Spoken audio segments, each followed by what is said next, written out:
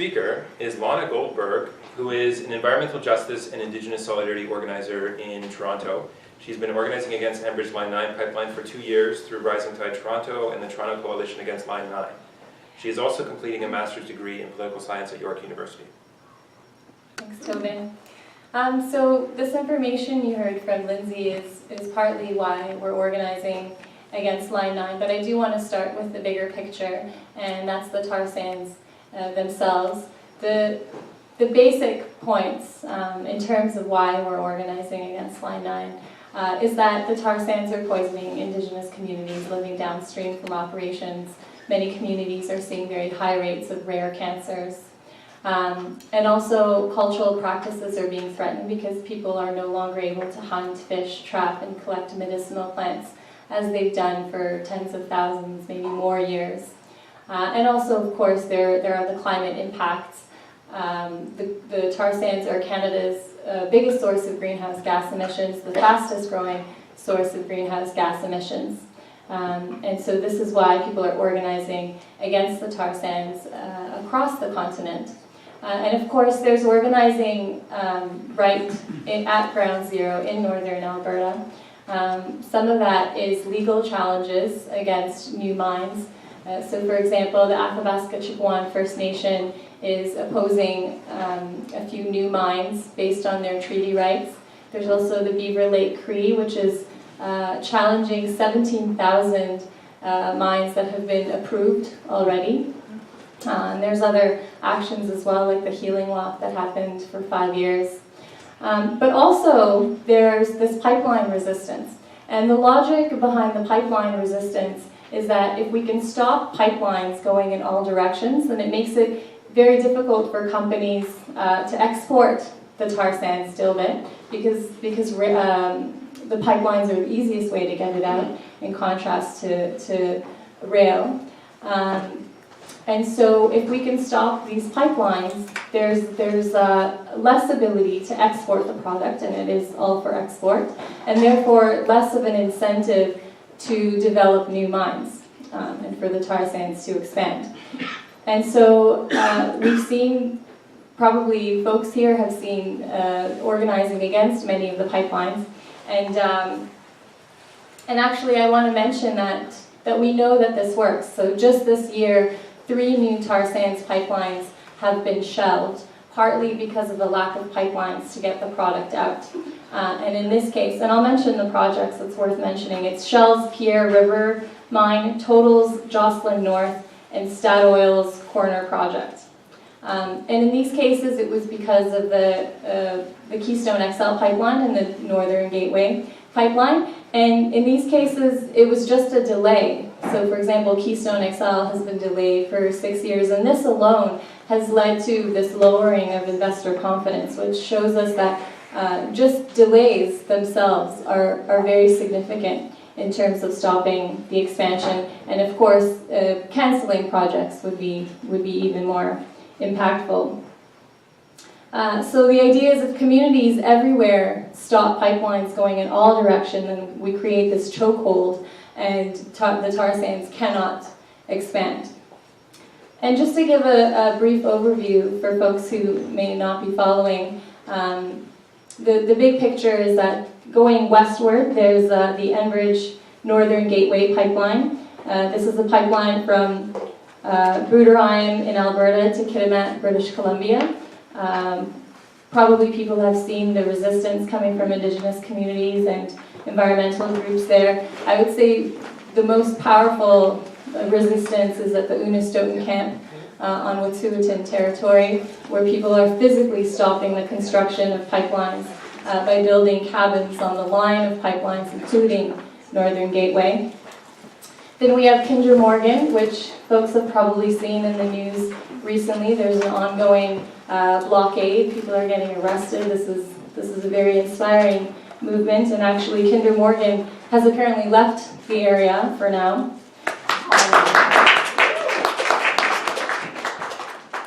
Going south, we have the Keystone XL pipeline.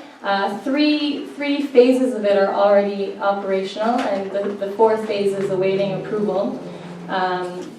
And this pipeline has also seen massive opposition, including blockades and prolonged tree sits in Texas.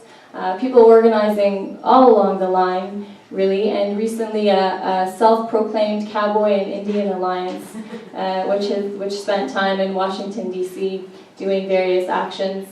And as a result of all this organizing, the Senate just refused to pass, to allow Keystone to go through, and it'll obviously come back next year for a decision. But in the meantime, this is the kind of impact the organizing has had.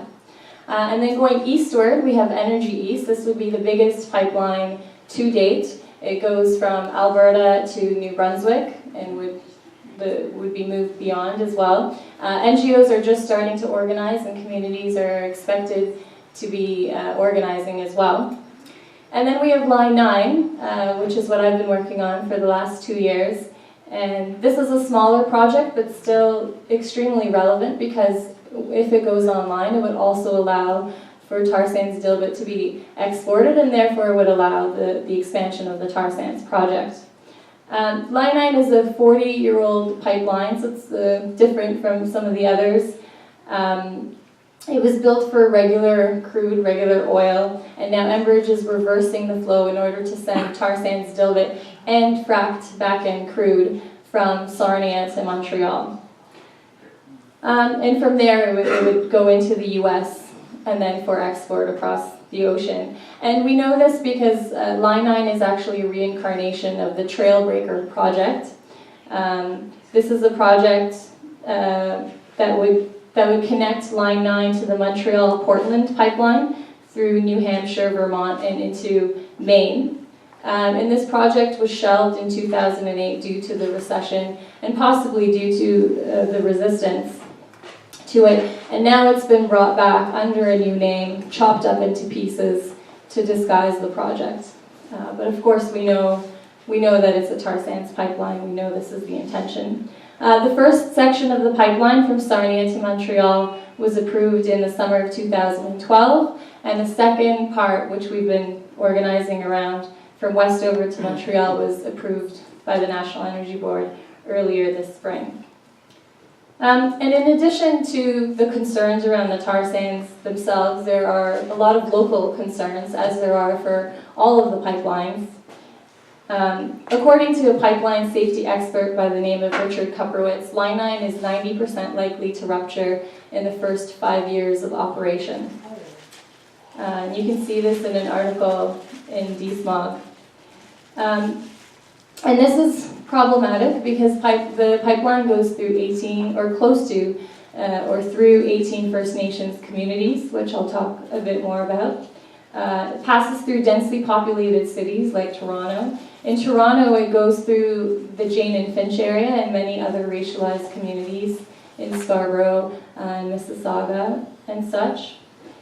If the pipeline did spill, we've calculated that it could impact up to 9.1 million people living within 50 kilometers of the line.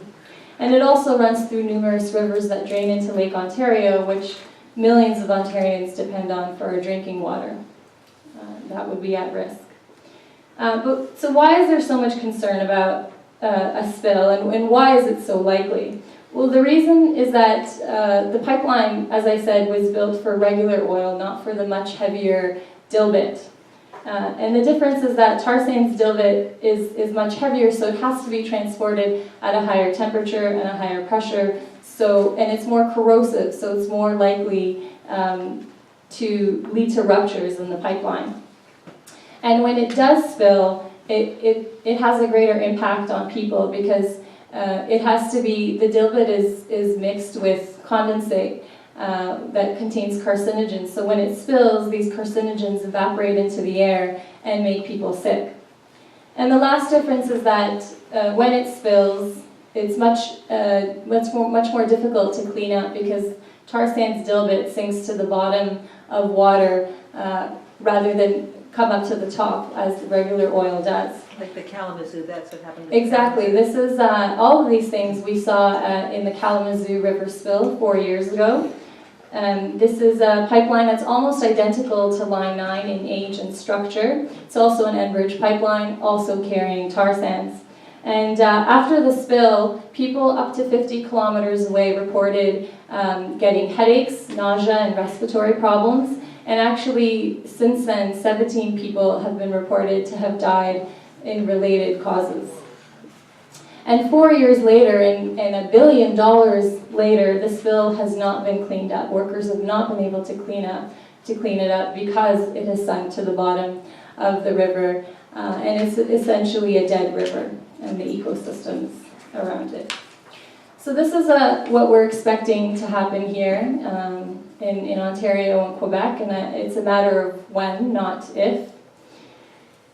But the biggest concern locally, at least for me and for a lot of people that I organize with, is Indigenous rights and the impact it would have on communities and the lack of consultation with communities, which Wayne Gunn, I'm sure, will talk about as well. There are at least 3 communities that have said publicly to the National Energy Board that they were not consulted, including Chippewas of the Thames First Nation and Aamjiwnaang First Nation. And this is problematic because under the Canadian Constitution, Section 35, there's a requirement to consult with communities who could possibly be negatively impacted by a project. And this hasn't happened in many cases, and we've heard a few other communities too who say they have not been consulted.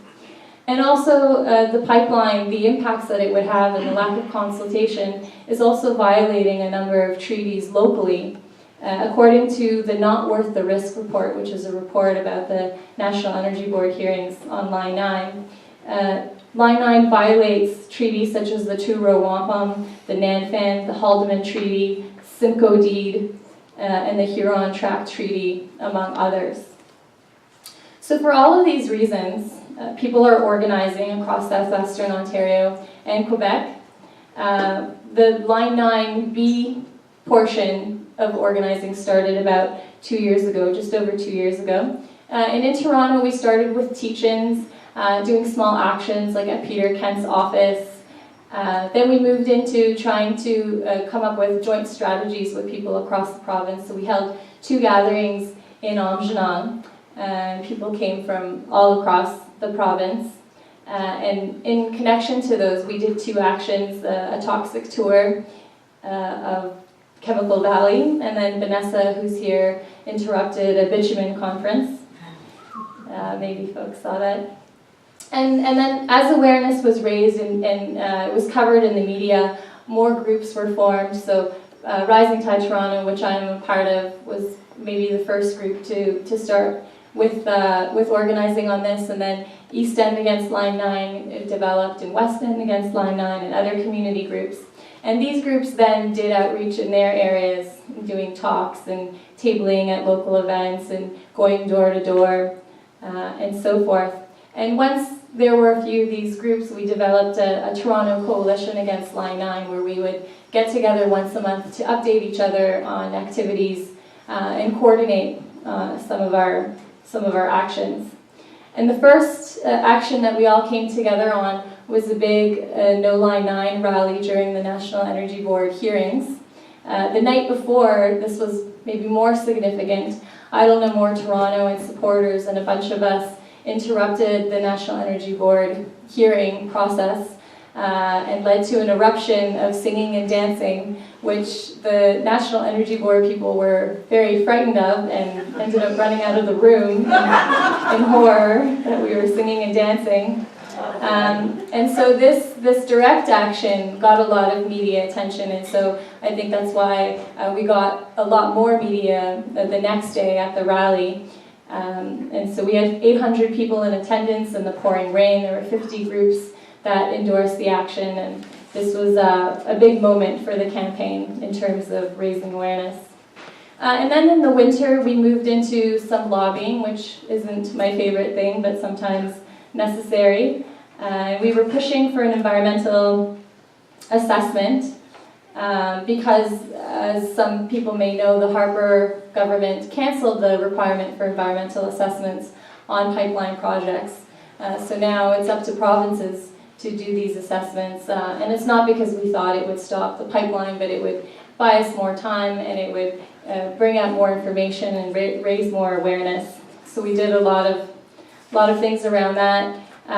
There's been a municipal campaign to try and get cities to say no to Line 9. So for example, in Toronto, the City Council passed a motion to ask the province to conduct an environmental assessment, which it ignored. But also more recently in the summer, there was a motion passed to ask Enbridge to not pump tar sands oil through the city. This has obviously been ignored by Enbridge, but we have seen some impacts of these campaigns. And then we did, another big action on the National Day of Action against climate change and dirty energy projects. But I think the most significant actions in organizing were the direct actions, because these are the ones that got the most media attention, I think inspired more people to take action, and actually ended up delaying the project, which, as I mentioned, is significant. So last summer, so over a year ago, there was the Swamp Line 9 action. That was a 6-day occupation of an Enbridge site in North Westover. It was a pumping station that they were building. Soon after, in December, Rising Tide Toronto did a lockdown here in Toronto at the Don River. 5 people locked down to machinery. That was a 1-day action. And then this spring and summer, we had 5 blockades in a matter of 3 months. So one was in Burlington. That was a 1-day action, 12 hours to represent the 12,000 anomalies or problems with the pipeline, that most of which are not being addressed. Then there was one in Etobicoke, also Rising Tide did, with supporters, and that was an integrity dig. We quote it, integrity dig, that have no integrity. A very important one happened just 3 days later on Six Nations territory. The members of the Six Nations Men's Fire actually evicted Enbridge from this work site, also an integrity dig, said they had no right to be there, they had no permission to be there, told them to get off the site, and also told them to get their machinery off the site. So Enbridge had to bring in this flatbed truck and take out this massive machinery, and that lasted for 2 days. And then just recently this summer, there was the Dam Line 9 occupation that started on October 5th. This was in Innerkip near Woodstock. So that was a long one. We created a nice infrastructure, nice community. And on the last day, on the 6th day, when the injunction came, 2 people locked down 2 barrels filled with cement because they felt very strongly about the issue, and specifically in their case, they wanted to stand up for Indigenous rights. So they got arrested, 3 other people got arrested, but sometimes this is what it takes to make a point and to stand up for the land and the water. And the next day, Toronto did a solidarity action, and it was a similar 1-day blockade. So there's been a lot of activity, and at this point, I think a lot because of the blockades. Line 9 is very often in the media. The media is even covering letters that are going to and from Enbridge and the National Energy Board. So this has been, I think, a successful campaign that's been mostly grassroots, almost all grassroots. People volunteering, very little funding, and also. It's led to a bit of a victory where the National Energy Board, because of all this pressure, has denied Enbridge its application to go online. This just happened recently. And we've also, because of the blockades, I should mention that as a result of all of the blockades, we stopped work on the pipeline for 18 days. And we think possibly this is part of the reason why Enbridge wasn't able to complete all the integrity digs that it had meant to do before the launch date of the middle of October. So that was another success. Now, we're continuing to fight. We're continuing to try and delay the pipeline because this does make a difference. And if the NEB decides to force Enbridge to put in safety valves on both sides of all major riverways, then the project could be delayed even longer, possibly 6 months, possibly a year even, which could indeed impact investor confidence at ground zero at the Tarsands. And I just want to conclude by saying that while it's absolutely crucial that we organize against this pipeline and all pipelines and all dirty energy projects, I think it's also really important to recognize that we're always going to be fighting projects so long as we're living in a system that's based on infinite profit making for the few, and where the elite few are making decisions for their own benefit at the expense of everyone else. And this is a system, of course, that is based on infinite profit making, which requires infinite resources and infinite production and infinite consumption. And this is what's leading to the destruction of the earth and to the sacrifice of people everywhere, and especially indigenous communities. So I do think that while we're organizing, we also need to be working towards a new model that would put people at the center of society and the environment, a system where we would be making decisions collectively based on what's actually valuable, which is the water and the land that sustains us. And so I would encourage folks to get involved with various projects. If you're in Toronto, lots going on here, but also to think about and to start moving towards a truly democratic model where we can actually stop the destruction of the planet. Thanks.